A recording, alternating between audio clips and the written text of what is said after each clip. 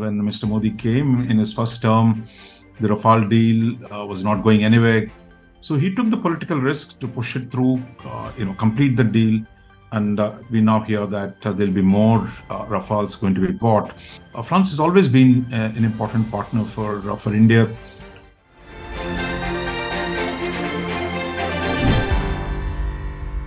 So, in this week's Rajamandala, you look at the significance of Prime Minister Modi's visit to Paris later this week, and you discuss India's role in European security in the past and then the complication with India's reliance with Russia later on, which led to India taking certain stances in the realm of international politics that it may not otherwise have. The latest, of course, being the Ukraine war. So, as we established, Indo-French relations have not had their due in the past. What do you think that PM Modi did in the last 9 years that changed this notion? And how is this visit a continuation of the same? Yeah, I would say at least three things Prime Minister Modi has done over the last few years. One, the recognition of India's historic contributions to the two world wars. Unlike his predecessors who kind of turned their back on the history of the Indian armed forces for international peace and security, Mr. Modi said, look, we got to respect our own contribution, which, thousands of million soldiers in the First World War, 2 million in the Second World War, actively participated in the two world wars and made a difference to how the world emerged. So I think that was one. Second, I would say the stepping up the strategic engagement with Europe. Because I think traditionally we've tended to focus on US, China, Russia, and there was not enough strategic attention in Delhi to Europe until this government came. And I would say over the last 9 years, I think there's been a serious effort at restoring the relationship with Europe to the level that was needed. In the past, it used to be simply with the bilateral level with individual countries, but less with the European Union. And we've seen this government actually push, revive the EU free trade talks, expand the general engagement with different parts of Europe. Europe is also a large place with many sub-regions. Excellent. The third thing I would say was the specific attention being paid to France. France has always been an important partner for India. But I think these things got stuck. If you remember, when Mr. Modi came in his first term, the Rafale deal was not going anywhere. So he took the political risk to push it through, complete the deal. And we now hear that there'll be more Rafales going to be bought. So I think the need to be more decisive in the way we think about our defense and the need to build partnerships. And the continuation of that is really that today Prime Minister Modi is eager to ensure that whether it's the US or France contribute to India's defense industrial modernization. That is, we're not talking about just buying weapons, but we want to see Indian companies making it, Indian private sector, Indian public sector, making these weapons at home. So focus more on technology transfer, more on co-production and co-development rather than simply buying weapons, and that too in very extraordinarily long time frames. So I think I would say these are the three big changes: reconnecting to our own history, two, re-engaging Europe, and third, a focus on India's defense industrial modernization. So here is where France, I think, comes in a big way. Okay. So actually, just flowing from your second point where you talked about France as an important partner for India. So in your article, you also seem to be linking France with the broader question of Europe. But I wanted to ask you, how is France a different player from, say, Germany? But how might it also be similar in the sense of like a united pan-European vision? Look, I think France has always been in the leadership position when thinking about Europe, European security and European geopolitics. That doesn't make France the only country. France has its views. For example, France's views on Ukraine, war and on Russia are not shared in Central Europe. Or, for example, France and Germany do not agree on the concept of strategic autonomy. France thinks, Europe should distance itself from the US a little bit, while Germany is fully supportive of NATO, which is a transatlantic organization. But I think we must always keep in mind that the differences between European countries, shall we say, are narcissism of small differences. That is at the core of it, that there's no disagreement on the threat that today Russia poses to them, on the importance of the United States in securing Europe. But within that framework, there are multiple positions, which is what constantly gets debated.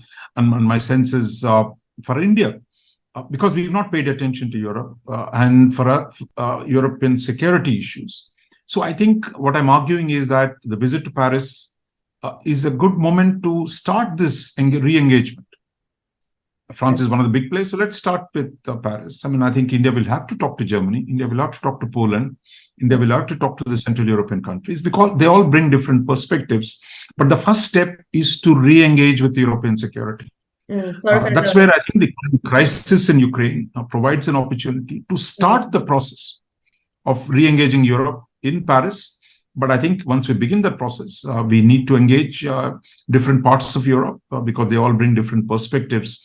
And I think that will enrich India's own position in Europe and the world. And I think that's what more important thing is. We got to start somewhere. We've long neglected European security issues, or seen them solely through the Russian perspective. Right, so it's sort of just like a passageway from France and into the rest of Europe. So the third question I had for you was the China question. You know, a big focus of the recent US visit was also on China. So do you think the Prime Minister's visit to the US will feed into his visit to the Paris, or will it remain separate, or how do you think that will pan out? Yeah, you know, in case of Europe, I mean, I think the China debate is at the forefront. I mean, US, its strategy to the Indo-Pacific, how US needs to, reconfigure its policies to Asia and the Indo-Pacific, and US has put India at the center of it. But Europe, I think the debate is unfinished. You have the NATO and the US, for example, talking about NATO must do more in Asia. Countries like Japan, South Korea, Australia, New Zealand, they're all going to be present at the NATO summit this week, where it's going to take place just before PM Modi arrives in Paris. But France thinks, no, NATO should stay with Atlantic. It should not come to the Indo-Pacific. So there are divergent views. But one of the arguments we make in this article is that, look, the two theaters, that is European theater and the Asian theater, are beginning to come together. For example, just before the Ukraine invasion, President Vladimir Putin met with Xi Jinping. They talked about an alliance of without limits. So in a sense, China is increasing its role in Europe. And you have South Korea, for example, is selling arms in a big way to Poland. You have Japan would be inevitable part of any reconstruction of Ukraine. So it is not that Asia is passive and Europe is the one which is deciding. Today, for the first time, rising Asia also has a say in European security. And I think that's where I think India too should take more interest. India should too, seize of the need to discuss with President Macron. We would want, Prime Minister Modi would want to know, look, what did he mean by saying, they don't want to confront China, or they don't see China as a threat. So I think some of President Macron's remarks have created confusion. So given our focus on China, there is a basis for a good discussion between President Macron and PM Modi of what are the different perspectives and how do we go forward. Because after all, France is an important strategic partner for India. So for us to think about Asia, Indo-Pacific, and how these security structures will play out is going to be important. My last and final question to you is, how does India view the NATO expansion, and what is France's position on the same? I think you answered what France thinks of the NATO expansion. Yeah. But, I think India is one of the few countries, that's been reluctant for a substantive engagement with NATO. NATO has engagement with a large number of countries. As I said, look, you have Japan, South Korea, Australia, New Zealand leaders going to be present at the NATO summit.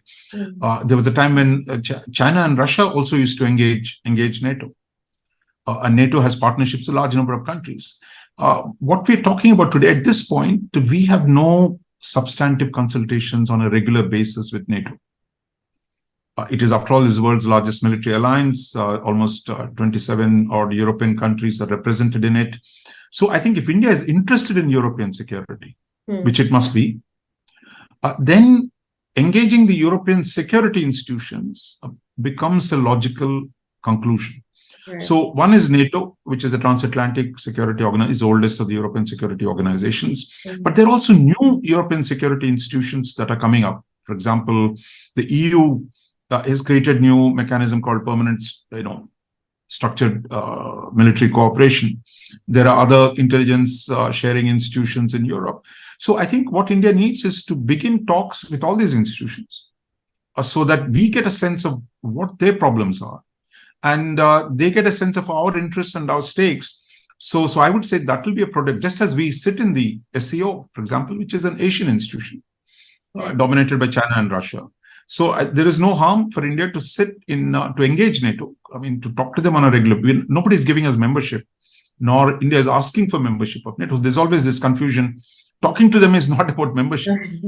Right. Talking to them about European security, talking to them about their role in Asia. Those are the issues we're talking about. And NATO talks to a large number of countries without having to be members. So I think that's what India needs to do. So all this is not just a NATO-centered activity, but a Europe-centered activity.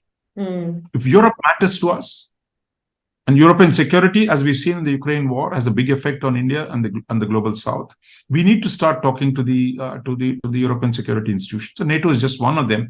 There are other institutions that are coming, and then we need to talk to the key European countries bilaterally, such as Germany, France, and others who are critical players in European security. Finally, I would say the important thing is to change our perspective. I think for too long we viewed Europe through Russia's eyes because Russia was the closest partner. We're not making a case now to look at Russia through European eyes. Yeah. What India needs is to think about Europe as a single integrated theater in which the Ukraine conflict has generated a whole range of new tensions. But it looks like at some point they'll start talking. Russia will talk to the West. Russia will talk to the Europeans. Ukraine will be part of it. So India must take a integrated view of Europe, European security, take more active interest in bringing the Ukraine conflict to a close, and to support Europe's peace process. Meanwhile, also strengthening its partnerships with NATO so that India's position in Asia and Indo-Pacific will also get stronger. Great. Okay. Thank you so much, sir. This was very informative. We'll see you next week, and you can all read this article on IndianExpress.com and subscribe to the Indian Express channel for more. Thank you. Thank you, Adya.